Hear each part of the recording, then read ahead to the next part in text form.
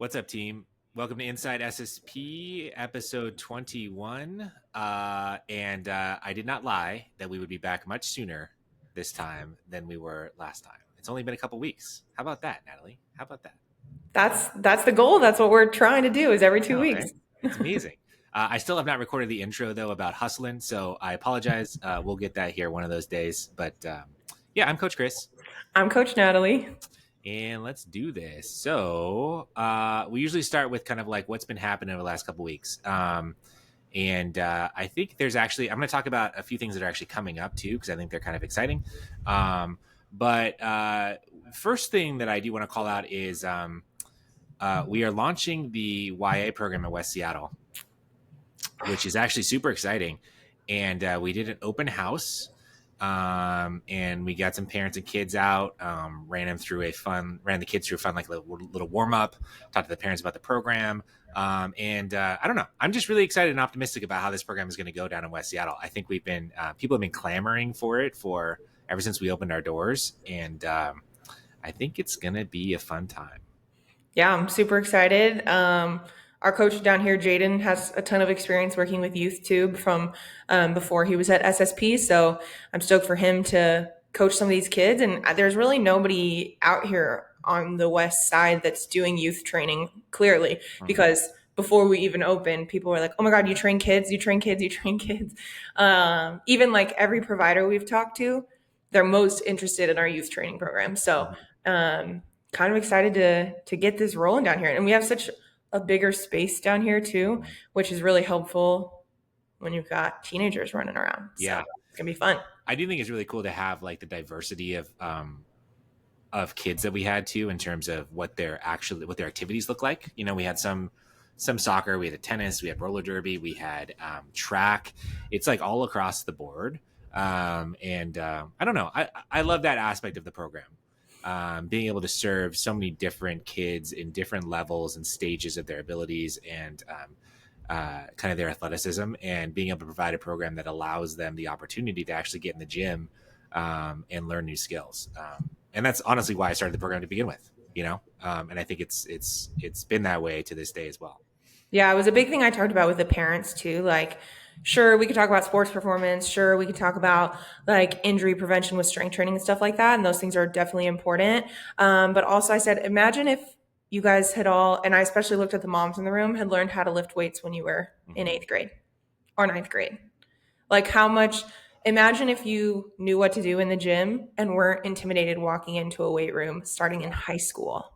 I know for me personally, that would have literally changed my life. Like, I didn't figure that out till the end of college, really. And until I was a personal trainer, I didn't really feel fully comfortable in fitness spaces. And obviously, it still depends on the space, but all the moms were like, oh, yeah, like that would have been a game changer for me. And I think, I love the performance side. I'm a geek for exercise science. I got a whole fucking master's degree just for fun. And care a lot about helping the kids be strong and resilient and prevent injuries and have longevity and success in their sport. But I care more about just like youth development in general, them having like role models and people in their corner who aren't their parents or teachers, like being coaches for them, not just talking about their form or their weights on exercises, but like, how's school going? Oh, like they come to us with like, hey, I got cut from my club team that I've been playing on for 6 years. Yeah. We have to help them navigate that kind of stuff. And that it's a safe space for, like you said, like kids of all abilities. Like we have kids who come back in the summer that are playing college, or kids who are on track to play college. We have kids who hate traditional sports and that has not been their thing, but they've found a way to be active and train with a team in the weight room, because it is a little more individual. Like it's not super competitive. Like they have to do the weights of the person next to them.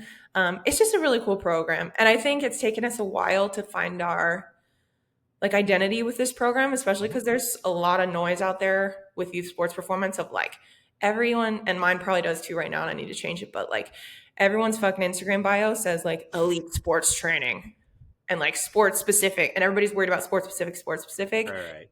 And I actually love that we've taken the like strength training is for everybody motto and applied it to our youth program as well. Yeah. Yeah, I think 100%. And I'm not going to get in the exercise sciencey thing of this, but a lot of the sports specific shit that you hear out there, especially when we're talking about youth, is bullshit. And so just be careful what you're listening to. And I do love, just to kind of like piggyback on what you said. You know, I think I was technically the first coach in this program right when we first launched it at Mhm. Queen Anne, and it is absolutely crazy. You know, some of the kids that came in, um, just did not have very much experience with athletics. I mean, the way that they moved, and their abilities were just pretty low training age, right? Very very low, and some of those kids have stuck with it. And I have not seen those kids in a long time. And then I see videos of them doing back squats, and I'm like, holy shit, that Yeah. is the coolest thing I've ever seen. Because I remember back to when these kids were like 12, 13 years old, and they just were not moving well at all. I mean, it was a struggle every time. And then they're 16, 17 now, and they're like fucking crushing it. And it is amazing. It's We have amazing. a middle school girl who's been training with us since she was probably like 9 or 10. Hmm. And in that category, not really interested in athletics, Hmm. likes the lifting weights part. Her parents come to the gym, so she was kind of grandfathered into it. And in 7th grade, she went out for the volleyball team and made it, and has Hmm. never expressed any interest in sports before. Yeah. But I think, and her parents even said like the weightlifting and the work that we've done in here has really like encouraged her to step out of her comfort zone a little bit and Hmm. like try something that maybe in the past she would have felt like, oh, I'm not good enough or I'm not athletic enough or Yeah. whatever, and made it on the team and is like hella Hmm. stoked about volleyball. So Yeah. it's just really cool to see.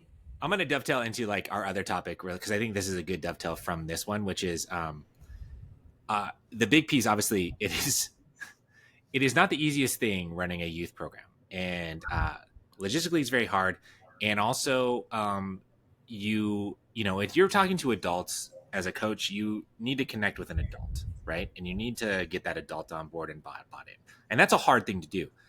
When you're training kids, you not only need to talk to the adult, the parent, and get them bought into what the program is and how it's going to benefit their child, but you also really have to get the child on board. And you have to buy in, and you have to see them, and you have to hear them, and you have to connect with them. And just running that open house with those kids on last Tuesday reminded me how hard this is, especially for teenagers. It's really hard to connect. And you as a coach, and I will give it up to every coach that coaches kids out there, because I think if you can coach kids, you can coach anybody, because coaching Hmm. kids is very fucking hard, and you have to connect with them. And if they're not bought into your program and they don't like you, they're not going to come, and they're going to tell their parents, and their parents are not going to they're not going to spend the money, right? And I do want to compliment you, because I think one thing you do really well, and I've seen it over and over, is as a coach, you connect incredibly well with these kids. You take the time and the effort to get to know them, to understand them, allow them space to be in there, allow them space to go through what they're going through. And I just think that's so powerful. And I think it's a real testament to, why our program has grown the way it has and where it is because I think you've set that standard for the way that we coach and the ability to connect with these kids in a way that they're not necessarily being connected with in other ways. Yeah, it's wild because with adults, first of all, the adult is the customer. So they come in and I'm going to be the direct receiver of these Mhm. results here. And I'm also the one paying and investing in it. Mhm. And most adults, I'm going to give the benefit of the doubt, have more developed frontal lobes. Mhm. So even if they don't like exercising, they can kind of see the small progress over time and see how that's going to benefit them in the long run. Kids they don't care. Mhm. Like there's the occasional kid who's like super motivated by sports and stuff like Yep. that. But honestly, sometimes those kids are the hardest to rein in too because they have so much stuff going on outside of the weight room. Yep. And So so they many have voices, right, in their head. and so many voices, exactly. Yeah. Coaches that need them at extra practice, Yep. pitching lessons, footwork lessons for soccer, like all this kind of stuff. And they're just trying to keep up with their peers and be the best. And so, one, I have to convince them that this is a cool place to hang out Hmm. and somewhere that they want to be. And then, two, that this is a valuable use of their time in their athletic journey. Hmm. If they're in that like kind of higher achiever performer side. Yep. That like and a lot of educating them on like what each of these movements are for and how it will specifically tie to their sport, even though as you said like sport specificity is kind of Hmm. not important at all at this Yep. age. Yep. I can still say like, hey, if we work on these box jumps, vertical jumps, whatever, you're going to get more rebounds. And Yep. they're like, okay, great. Yep. Got it. Locked in. And then there's the younger kids who don't care about that at all. Mm-hmm. Or the kids who, and they just want to have fun.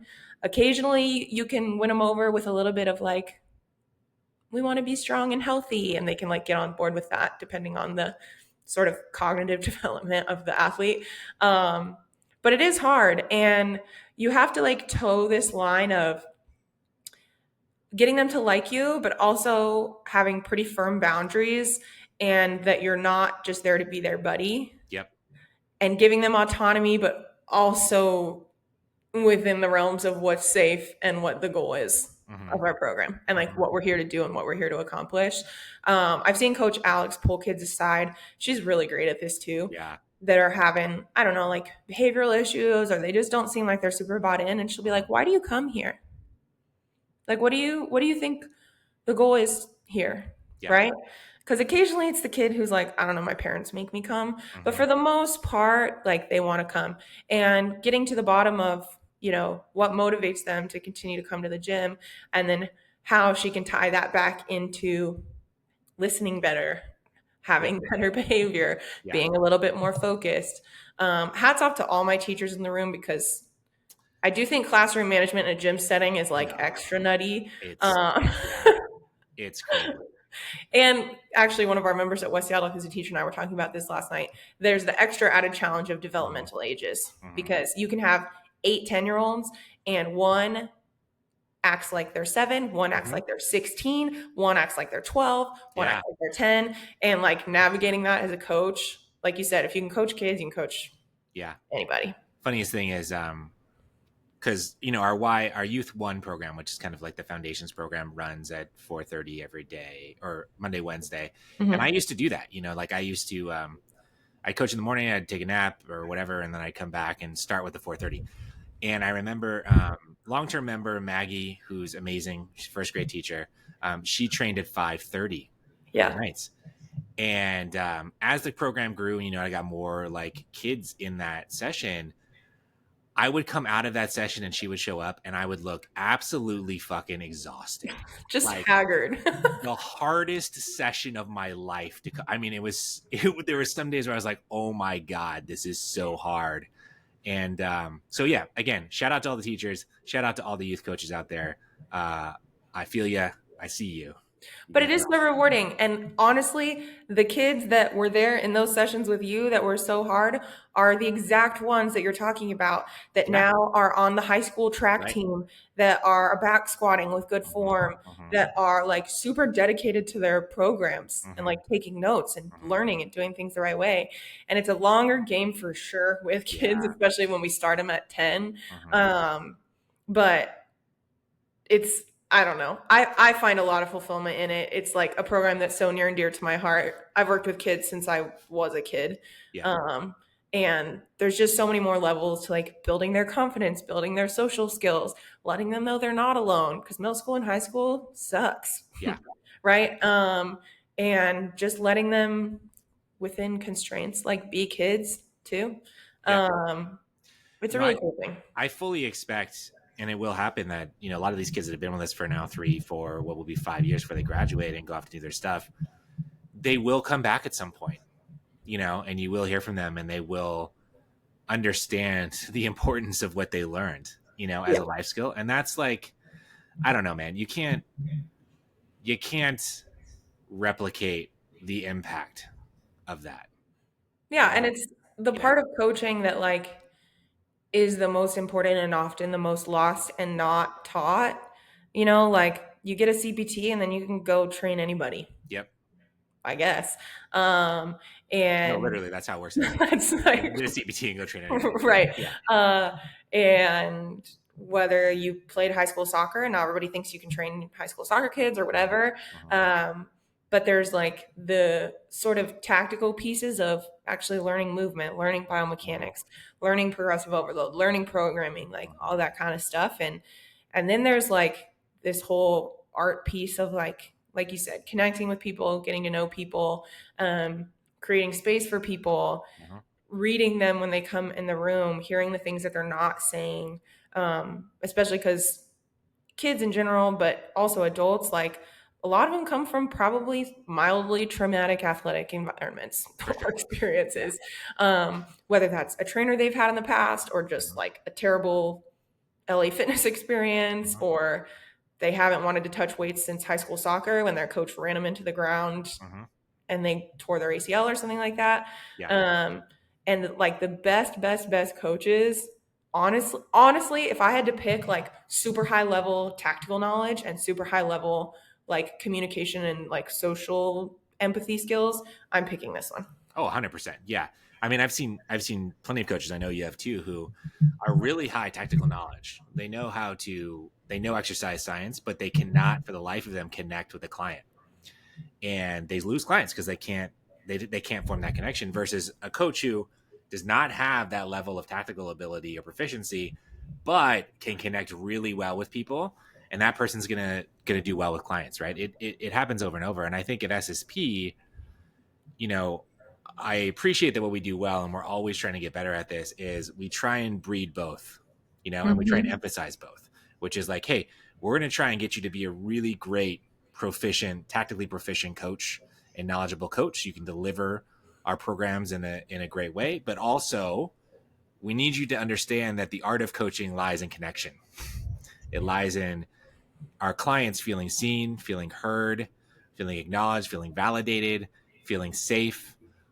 All of that is so much more important in the grand scheme of things, to them being consistent in their exercise habits and being consistent in wanting to come into SSP. And I think, I don't know, it's just so powerful. Yeah, I mean, you hear those coaches too, the like super high tactical, super low coaching skills, Hmm. complain constantly that like I tell my clients what to do and then they don't do it. Hmm. So like, what the fuck? And it's like, um, I feel like there's one common denominator here. Yeah, yeah, But if you're yeah. not spending the time getting to know people, people laugh at me because I ask so many personal questions about people. Like, not intrusive, but I'm like, oh, tell me more about that. What about this? Do you have this? Like, I'm just not afraid to ask people any questions. But it's one of the things that allows me to get to know people quickly and find that sort of connection point Hmm. and not just get a sense of like the words they're saying to me, but also like the emotion behind the words or like the motivations behind the words that they're not saying. Hmm. Um, and whether that's in an assessment or a first session with somebody or whatever, like I just aim to be very direct, but in like an empathetic way. Hey, how was Yeah. that session? Was that what you expected? Hmm. If not, why Totally. not? You know? Yeah. Or like, tell me about your fitness goals. Like, what are those? What does that mean to you? Why is that important to you? Get to know what's your family like. Do you have kids? Do you have a partner? You know, stuff like that. It sounds cheesy, but like it really goes such a long way. And what's fucked up is in most of the industry, you go in for personal training, there's no intake. They may weigh you, they want to know how much you weigh, and then you start your first session. Yeah. And I actually talked about this with another journalist friend of mine who we're going to do an article with this morning, that like so many coaches focus so heavily on the like number results piece Hmm. that they miss everything else. Yeah. Like they just want to know, did the scale go down? Did the weights go up? Hmm. Did you do your macros or whatever the fuck it is Hmm. that people are doing? And not like, how'd you sleep this week? What are you proud of yourself for? Like, Hmm. how is your overall motivation for training? Like, what are you excited about? Hmm. And that's the like coaching piece that really matters. And like I said, the coaches who are too numbers focused or not doing this have zero client retention for Yep. starters, none. And maybe they get results for people, but they're very short term. Yeah. And I would almost guarantee you that anybody that works with that type of person, they may get the results in the short term, but if you were to check in with them later, they didn't learn anything. They don't have skills that can carry them forward into their kind of health and fitness journey without that one person being like super checking in on data and stuff like that. Yeah. And I think one of the common mistakes I see from more junior coaches is when they get going, they'll give an exercise to somebody and watch it, and they don't say anything for minutes. They're quiet. And then you ask them like, hey, why didn't you say anything? And they're like, oh, it looked good. I didn't have anything to correct. And I'm like, that's Tell not them the that. only, that's not the only reason you say something, right? You need to praise them. You need to acknowledge them. You need to ask them a question, right? Like there's so many things that you can say, but if you don't do any of that, they're going to feel like you're not paying attention to them at all. Yeah. Right. And they're going to be like, well, why am I in this session paying a trainer to be with me if they're not communicating with me or giving me any feedback? Yeah. And I think that's where a lot of trainers fall down. Yeah. And especially, I think a piece of that too is like assumptions. Mm-hmm. And that's the biggest thing that I think I've learned and try to implement is you don't assume that anybody knows anything, not in a condescending manner, but just in like a people don't know fitness. Like they're coming to us, obviously. If they were really, really good at this on their own and didn't need any help, they would not be at SSP. Mm-hmm. Really, like they would not be in our gym. So they're here for either some level of expertise, some level of community, some level of connection, even if that's just like assurance that they're doing the right thing. Like it may be in that trainer's brain, they're like, oh, well, if I'm not giving corrections, then they should assume that they're doing it right. Right. And that client is thinking, this person isn't even looking at me or paying attention to me. That's it. And I must be doing it wrong because I'm not getting any feedback. Yeah. And so like the best communicators, like truly the best communicators, don't assume anything. They don't leave anything unsaid. Like, hey, that looks really great. You're doing a great job. How does that feel? Yeah.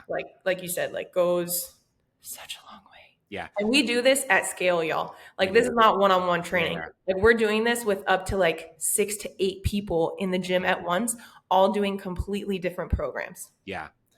Yeah. My favorite thing is actually as I'm coaching those sessions is to look around and like, I'll see somebody doing or finishing the last rep of the chin up and they're working fucking hard. I mean, they're trying to get up there and they don't know that I'm watching them, but then they turn around and they see that I've watched it and I give them feedback and the biggest fucking smile comes on their face. Yeah. Because they knew I was watching how hard they were working and they fucking did it, and that's like the coaching. I mean, coaching magic, right? Coaching magic. It's like, that's truly where that's the art of it, right? That's the art of helping people feel successful and feel seen in the space, in the session and helping them walk out feeling amazing. Yeah. And when you just like, I feel like our job often gets reduced to like programming and exercise form. Like that's all you're good for, programming and exercise form. And sure, you need to be proficient at both of those things. But it applies on the programming side as well, small side tangent, that like you could be the best programmer and be able to put together the most beautiful orchestrated program. If that client is not going to do it, that is a shit program. Yeah, 100%. If that client is going to miss sessions, it's a shit program. If that client is not going to buy into it or want to do it, it's a shit program. And this is where like the combination piece comes in of like, what does this person need? What do they think they want? And what are they going to actually be successful doing based on all of the, hopefully the questions I've asked about them, about their lifestyle, their job, their work, their whatever. I told our programming team the other day, I was like, programming is the art of finding the range between driving results and minimizing fatigue or managing fatigue, right? Because we want to push people enough that they move forward, but not too far that they're too fatigued and can't recover, get injured, burn out on the gym, whatever. And I think dovetailing back, this is my favorite topic to talk about, obviously, is the other piece of that art is knowing who needs what. Yeah. Some people want a lot of corrections. They want every little detail. Some people think they want that, but what they actually need is just reassurance that they're doing the right thing, that their body knows what to do, and that they don't need to overthink it. Some people need a lot of push, and some people need somebody to pull them back a little bit and be like, hey, it's not healthy to go 110% every single time, right? Some people need to be told, hey, let's add an extra day to your routine. Some people need to be told you need to be taking rest days. Right. And like learning people's lifestyle and also their personality, their background, those kinds of things. And the I guess, pace at which you can do this, because people are always going to come in with like expectations about what they need or what they're going to get or whatever. And then we have in our brain from our knowledge and expertise what they actually need, Mm-hmm. right? Mm-hmm. Um, I do this with like, I was talking to our team about this with people who have very like aesthetic focused goals, because obviously that's not what we're heavily focused on at SSP, right? Right. Not to say people don't get physical results from training with us, but it's just not at the center of what we do. Yeah. Um, but you can still work that into somebody's program in a way that makes them feel like we're doing a little more of a hypertrophy focused program. Mm-hmm. And then over time, hopefully, being exposed to our culture and our community and the way that we talk about bodies and the way that we talk about fitness, their mindset will start to shift. But that doesn't happen overnight. And so you have to get to where people are. And then hopefully, once you build trust and rapport with them, then you can sort of gently guide them towards a healthier relationship with their body or exercise or food or whatever that is. Yeah. 100%. Um, yeah. I feel like we should circle back on some of the other things that we were talking about too, which was going back to kind of like what we've been up to. And so Oh yeah.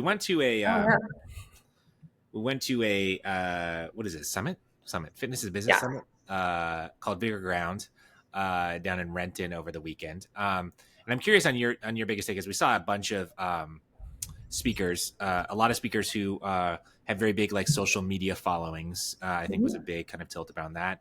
And I think there was a couple big takeaways for me, but I'm gonna let you give one of yours first. So I'll let you go, and then I'll go. Yeah.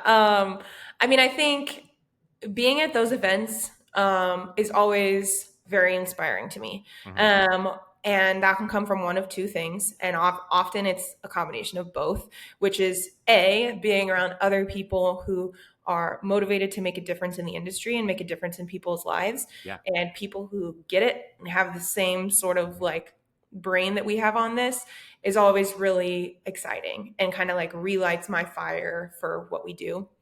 And then the flip side is sometimes you see stuff and you're like, what the fuck was that? And or you meet people and you're like, you and I are not aligned Yeah. on Yeah. goals at all, Yeah. right? Or what we think the industry should look like or how we should be helping our clients or whatever. And on that side, it also affirms me and relights my fire because it's like my voice, our values at SSP, Mm-hmm. talking about what we do, bragging about how much growth we've had, like those things Mm-hmm. actually really matter a lot.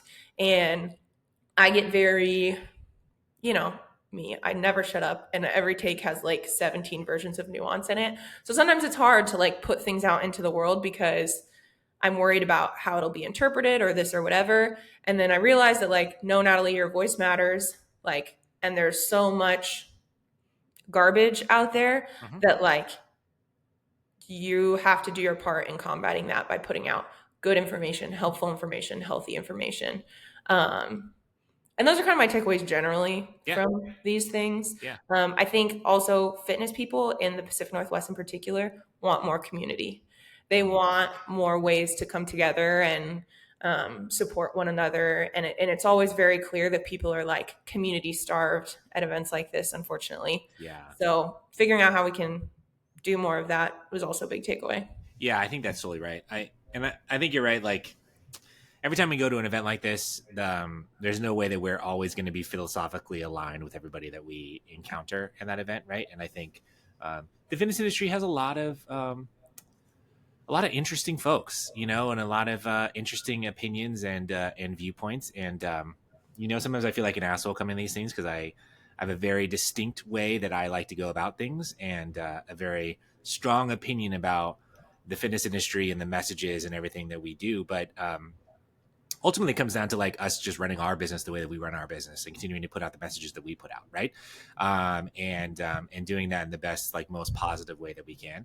I do think, you know, just as a like a macro takeaway, I was thinking about this because, you know, Instagram and social media is such an interesting thing, and I think it can be leveraged in such a positive way, you know, and you can build a really strong community. You're a case in point of that. You have a really strong community on your Instagram and engagement, and I think and there's a whole pocket of this industry now, when especially when you think about online trainers and other folks who really have just like made a name for themselves through building an Instagram following. Yeah. That's that's their main thing, right? And I really find it fascinating because I think about this, how the rate at which technology is moving, and I'm thinking to myself, there is no technology that lasts forever. Everything will always go the way of the buffalo at some point. It's Mm-hmm. 100% true, right? You look at MySpace, same thing. You look at Facebook, even. Facebook is just like, who uses Facebook anymore outside of maybe like a few groups here and there, right?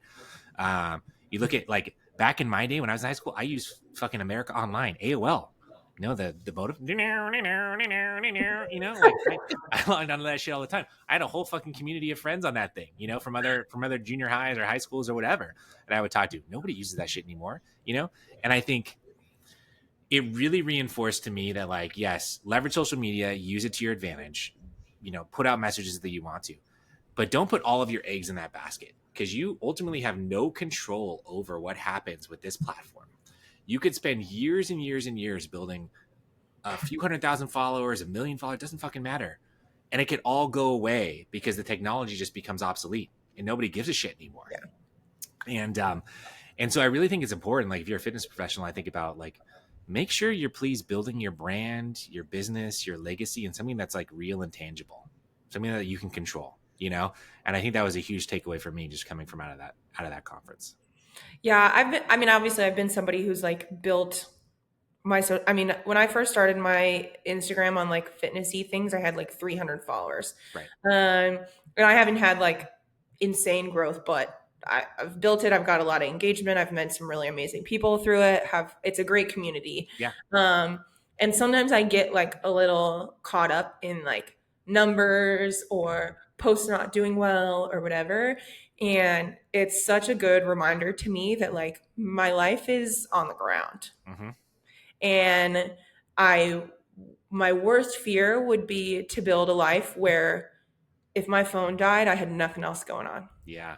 you know? Yeah. And I've really taken a step back from social media in general over the last like 6 months or a year for that reason, because I was like, social media can be a good tool, but on the list of priorities, my in-person life, how that feels, the relationships I build with the people around me, this job at SSP are all way, way, way more important. If I have time for social media and it feels good to Yeah.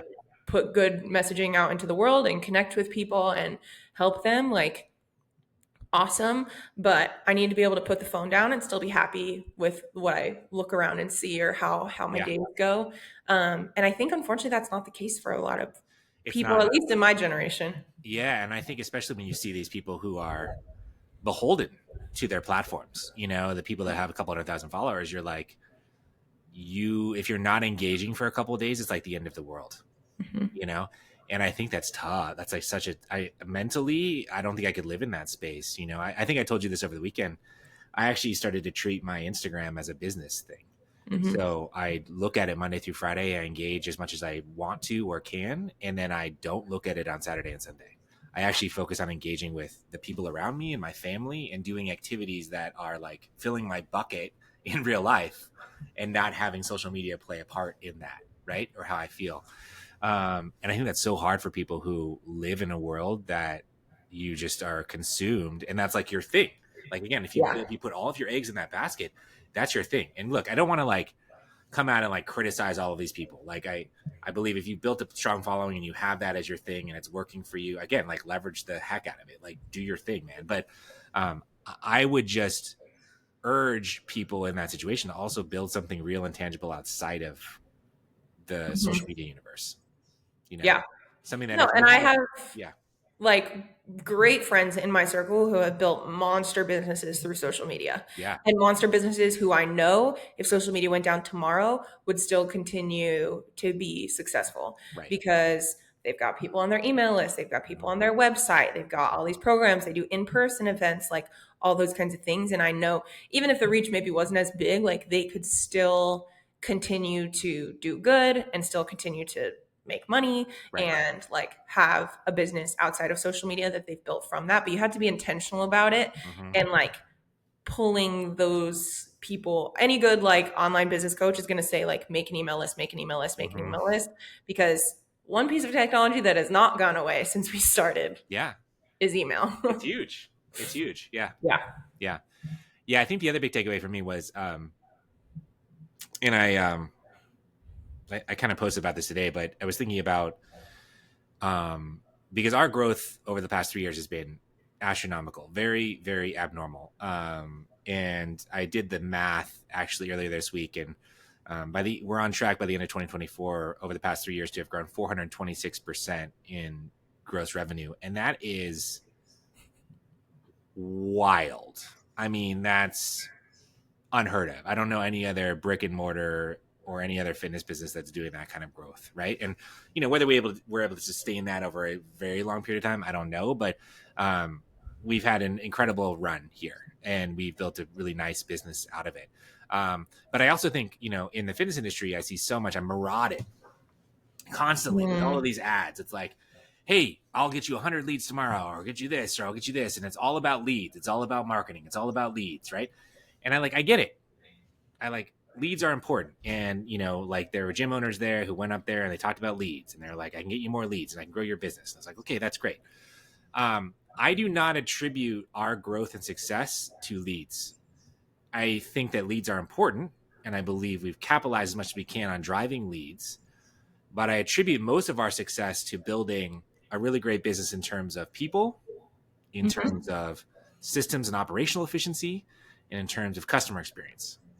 And I think if you're a business owner of any sort, could be fitness or whatever else, you don't have those three things dialed, it doesn't matter how many customers you get in or how many prospects you have, because you can't execute on the things that you do really well, right? And you're ultimately not going to retain those people over a long period of time.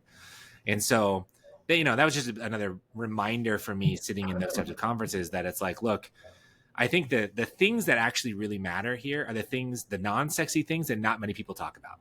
And I'm actually going to do my part to talk about them more, because I think we're a case study that these are the things that matter. And I want more people to focus on these things if they want to be successful as business owners. Well, that's why I loved Mark's talk because he was like, I bet if I looked at all of you that think you need more leads, we could find 300 leads for the last Mm-hmm. 2 years that you've not done anything with. Correct. Yep. You haven't followed up with them. You haven't like added them to email marketing. You haven't nurtured them. You haven't tried to build relationships with them. Like none of that.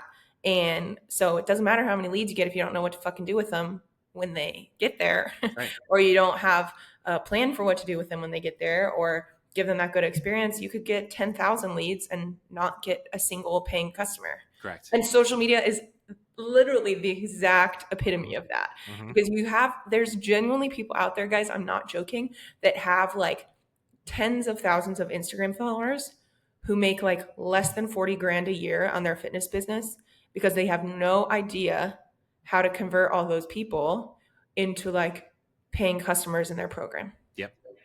And I love somebody who's giving out content for free on Mm-hmm. fitness. I think there's so many people giving out bad content for free on Mm-hmm. social media that those of us that have good content like need to be doing it. And I am so in favor of that. But you would be so surprised at how many people who have hundreds of thousands of followers that really, really, really, really struggle Yeah. On to the get daily. paying clients in their program. Yeah. Yeah. Totally. And I know people who have less followers than I do, like 1,500, and make bank Mm-hmm. off of those customers. Mm-hmm. Like it just literally doesn't mean Doesn't matter. anything. Yeah. Yeah. Yeah. Yeah. Yeah. It's funny that people get caught up so much in following, when really, like, if you look at the actual business growth and stats behind those, it would tell a way different story. Mm-hmm. Yeah. 100%.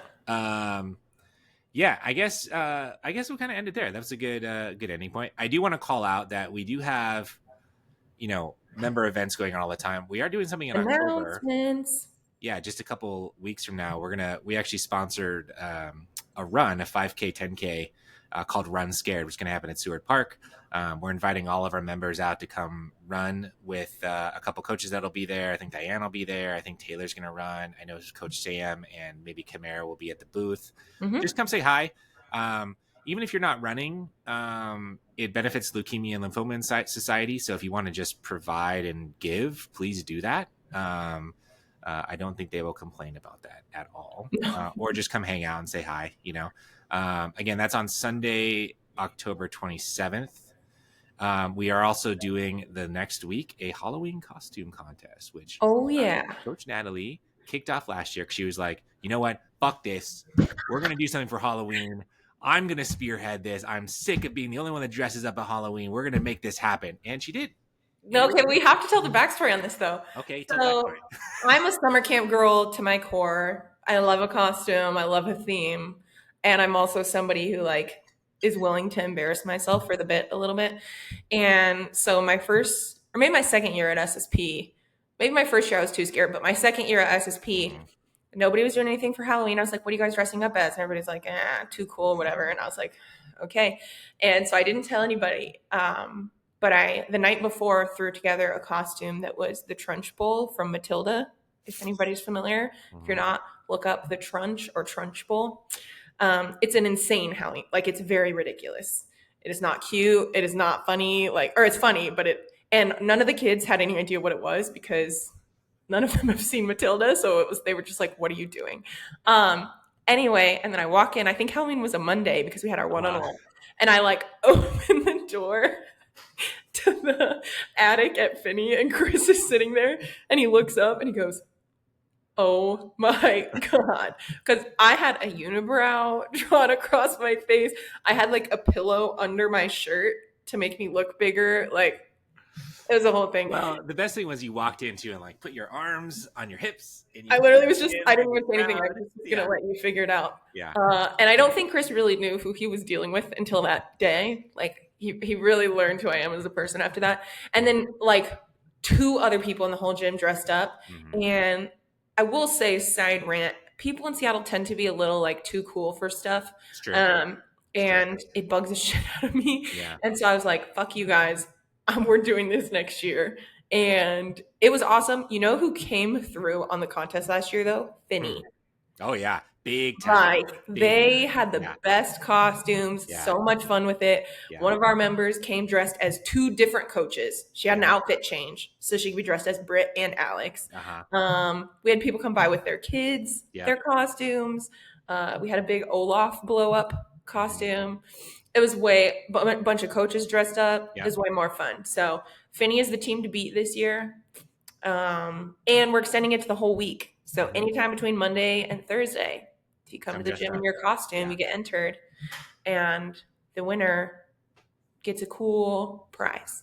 Cool prize. I'm excited. I'm excited to see what everybody comes up with it because I was actually really surprised last year at how big of a hit it was.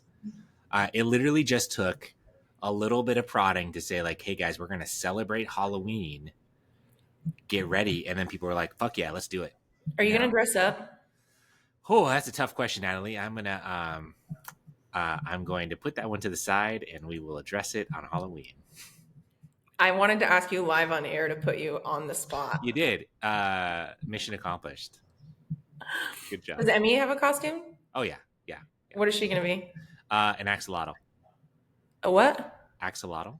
Oh, the animal. Yeah. Cute. Yeah. She's That's really awesome. big into axolotls. Yeah. One of her Well, friends is going to be Charlie XCX. She's going to dress in neon. I was love like, it. wow, that is a costume. Yeah. I do think we're gonna see a lot of Charlie XCX Yeah. this year. Probably a lot of Taylor Swift this year. Mm-hmm. Mm-hmm. I haven't even decided what I'm going to do yet, but I have a few ideas. I haven't either. And TBD. It would Everyone will be be surprised. the best day of my life if you Yeah. dressed up for Halloween. Here's the thing. Everyone just sign up on Halloween and we will see what happens. We will see what happens. I'm excited. All right. We'll end it there. Thanks for listening. We'll call this one a wrap. We will be back hopefully in a couple weeks again. So I really would like to do like a Q&A episode where people submit questions. So please send them to us because we would like to answer your questions. I actually always leave a Q&A in the show notes too. Yeah. So if you're listening on Apple Podcasts or Spotify, if you look at the description, there's a poll, and you can add like what you want to hear us talk about: fitness questions, business questions, life questions, what Chris is going to be for Halloween, you name it. How dare you? Yes. Let us know. Thank you for listening. See you on Halloween. Bye.